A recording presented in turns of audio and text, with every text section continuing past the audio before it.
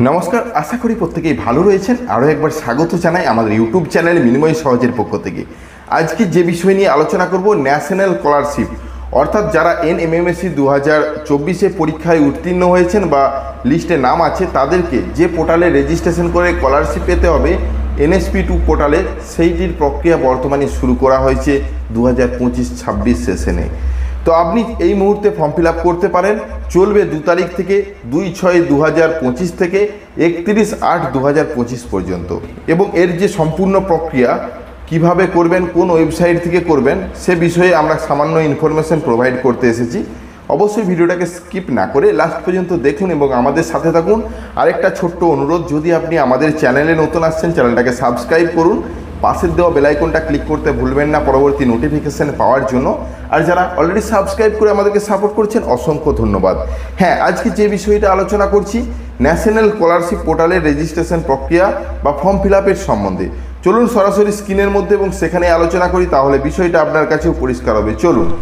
National scholarship portal অর্থাৎ class 8-এ যারা উত্তীর্ণ হয়েছেন NMMSC পরীক্ষায়, তাদের জন্য যে রেজিস্ট্রেশন পদ্ধতি, সেটা কিন্তু সম্পূর্ণ আকারে শুরু হয়েছে 2025-26 সেশনে।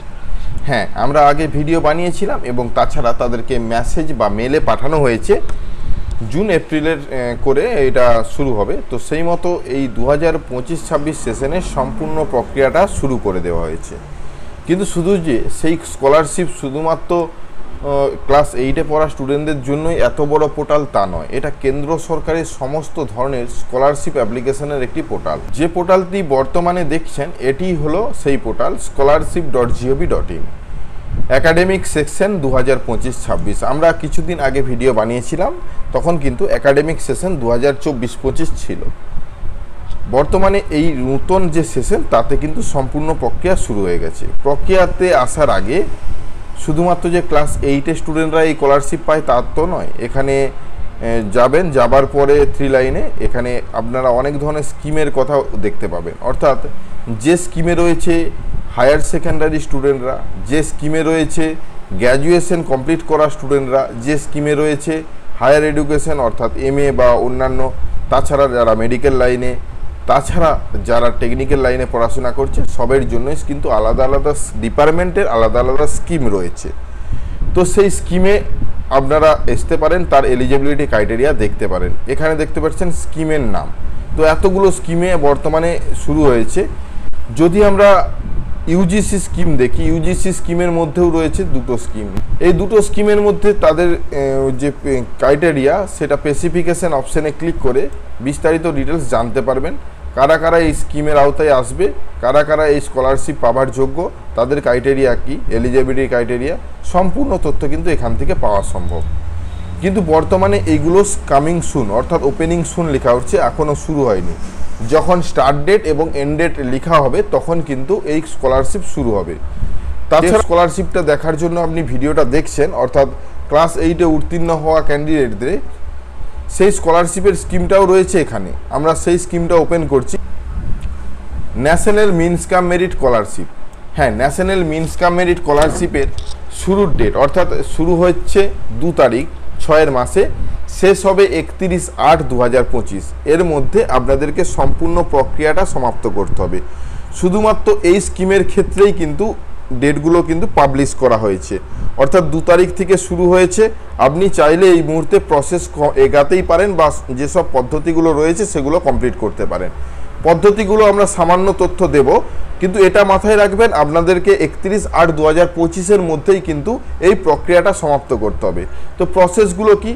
হোম পেজে যাবেন, হোম পেজে যাওয়ার পর স্টুডেন্ট সেকশনে যাবেন।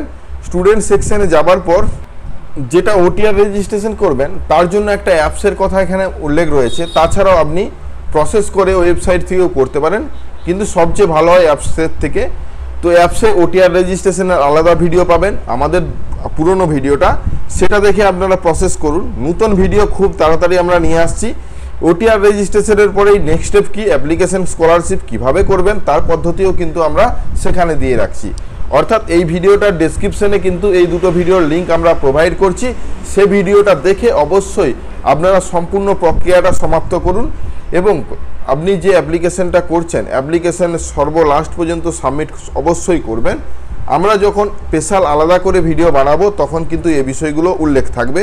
শুধুমাত্র এই ভিডিওটার মধ্যে আপনাদেরকে জানানোর চেষ্টা করলাম বর্তমানে ফর্ম ফিল আপ শুরু হয়েছে, 8 মাসের 31 তারিখ পর্যন্ত চলবে। আপনি এর মধ্যেই যা যা করার রয়েছে আপনি করতে পারেন, যথেষ্ট টাইম। 6 মাস পুরো রয়েছে, 7 মাস পুরো রয়েছে এবং 8 মাস। এই টাইমের মধ্যে যদি না করেন তাহলে কিন্তু আপনি আর স্কলারশিপের পাবেন না, স্কলারশিপ পরবর্তীতে বা রিনিউয়াল করতে পারবেন না। ভিডিওটা অবশ্যই বন্ধুদের মধ্যে শেয়ার করবেন। ধন্যবাদ। আশা করি আজকে যে বিষয় নিয়ে ভিডিওটা ছিল বুঝতে পেরেছেন। ডেসক্রিপশনের লিঙ্কগুলো দেখে পুরনো প্রসেস অবলম্বন করে আপনি অতি সহজেই OTR registration form fill up করতে পারেন। তাছাড়াও আমরা পরবর্তীতে নতুন ভিডিও খুব তাড়াতাড়ি নিয়ে আসার চেষ্টা করছি। দেখা হচ্ছে নতুন কোনো ভিডিওতে। এই ভিডিওটা শেয়ার করে দিবেন। আমাদের চ্যানেলে নতুন আসলে চ্যানেলটাকে সাবস্ক্রাইব করবেন।